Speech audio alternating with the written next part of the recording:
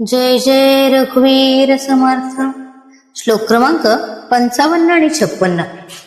नसे मानसी नष्ट आशा दुराशा, वसे अंतरी प्रेम पाशा पिपाशा, ऋणी देव हा भक्ती भावे जयाचा, जगी धन्य तो दास सर्वोत्तमाचा. साधकाच्या मनामध्ये दीर्घकाळ असणारी वाईट आशा वासना ही नसावी. मानवाच्या मनामध्ये आशेचे विस्तृत विखुरलेले महाजाळे हे कधी न संपणारे आहे. आशापाशयुक्त अशी ही वासना मनाला अधिकाधिक विषयातच गुंतत असते. अशा एखाद्या पाण्याच्या तलावात पाण्याखाली कमलकंदाची दाटी असते, पाण्यामध्ये कमलवेलींची व्याप्ती असते आणि पाण्यावर कमलपुष्पांचे आच्छादन असते. या कमलकंदांनी आणि कमलवेलींनी तलावातील स्वच्छ पाण्याला मलिन करून टाकलेले असते. हीच अवस्था मानवी जीवनाची झाली आहे. प्रत्येक देहात असणारा हा ईश्वर अंश, हा जीवात्मा षड्विकारांनी झाकून टाकला आहे. मानवी मनाच्या ठिकाणी असणारी ही आशा मानवाला अनेक जन्म प्राप्त करून देते. परमेश्वराच्या प्राप्तीकरता मानवाच्या ठिकाणी शुद्ध प्रेम असावे लागते. अंतःकरणात तळमळ व्याकुळता वाटली पाहिजे. परमेश्वराची अनन्य भक्ती केली म्हणजे तो परमेश्वर आपला ऋणी होतो. अहो, त्या सुदाम्याने तर मुठभर पोहे खायला दिल्यामुळे तो परमात्मा कायमचा ऋणी झाला. आपण शुद्ध प्रेमाने भगवंताच्या चरणाशी अनन्य असावे.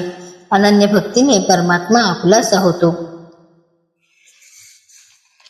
जय जय रघुवीर समर्थ. दिनाचा दयाळू मनाचा मवाळू, स्नेहाळू कृपाळू जनी दास पाळू, तया अंतरी क्रोध संताप कैचा, जगी धन्य तो दास सर्वोत्तमाचा. जो परमेश्वराची कृपा संपादन करून शांत समाधानी झाला आहे, ज्याचे हृदय अत्यंत दयाशील कृपाशील असे दिसून येते, तोच भगवंताचा अनन्य भक्ती जाणावा. सख्य भक्ती करून भगवत स्वरूप झालेल्या भगवत भक्त दिनांवर दया करीत असतो. तो मनाने अत्यंत प्रेमळ असतो. तो बोलत असताना सदैव मृदू बोलतो. ज्याची सर्व जीवन पद्धती मैत्रीने प्रेमादराने स्नेहबंधाने चालू लागते. जो अनेक हीन दीन अनाथ मंडळींचा सांभाळ करीत असतो.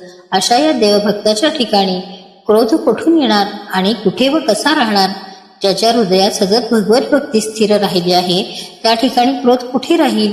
क्रोध नाही तर संताप कसा येईल? कारण भगवत भक्तीच्या ठिकाणी एकाही विकाराला प्रवेश नाही. मग ती विकारांची मालिका फोडून कशी येईल? ज्यांनी आपल्या जीवनात विकारांवर विजय संपादन केलेला आहे, ज्यांनी आपले सर्व जीवन निस्वार्थी पुरुषार्थी परमार्थी असे यशस्वी केले आहे,